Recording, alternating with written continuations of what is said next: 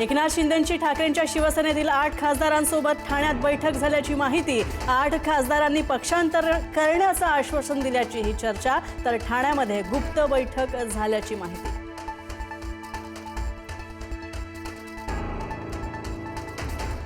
ठाकरेंच्या खासदारांसोबत झालेल्या कथित बैठकीचं वृत्त निराधार, उपमुख्यमंत्री एकनाथ शिंदे यांचं स्पष्टीकरण, तर बैठकीच्या बातमीमध्ये तथ्य नाही शिंदेंची माहिती।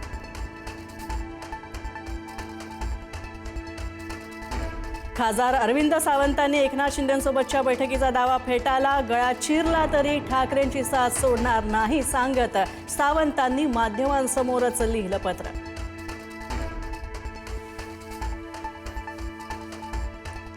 मुंदू खरात प्रकरणामध्ये फॉरेन्सिक तपासणीमध्ये धक्कादायक माहिती झाली उघड। खरातकडील रेकॉर्डमध्ये अनेक महिलांच्या नावांसह भेटींच्या सापडल्या नोंदी। फॉरेन्सिक टीमकडून एसआयटीकडे 160 GB डिजिटल पुरावे झाले सादर।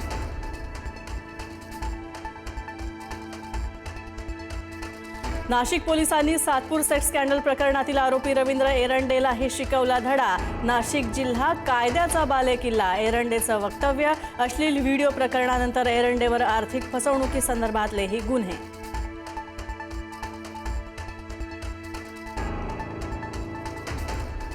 नाशिकच्या आयटी कंपनीतील लैंगिक छळ प्रकरणामध्ये एसआयटी तपासात धक्कादायक माहिती हाती। इंटरव्ह्यू फॉर्मचा गैरवापर करून महिलांचं शोषण केल्याचा प्रकार उघड। वैयक्तिक माहितीचा वापर करून महिलांना जाळ्यात ओढल्याचा आरोप।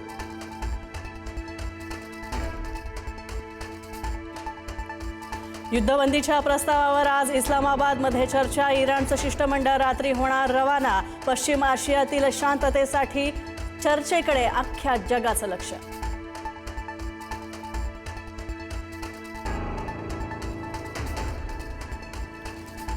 युद्धात लष्कराचा मोठा विजय, इराणचे सर्वोच्च नेते मुश्तबा खामेनेई यांचं विधान। इराणमधील हल्ल्याचा बदला घेणार, आमचा हक्क आम्ही सोडणार नाही, खामेनेईंचा इशारा।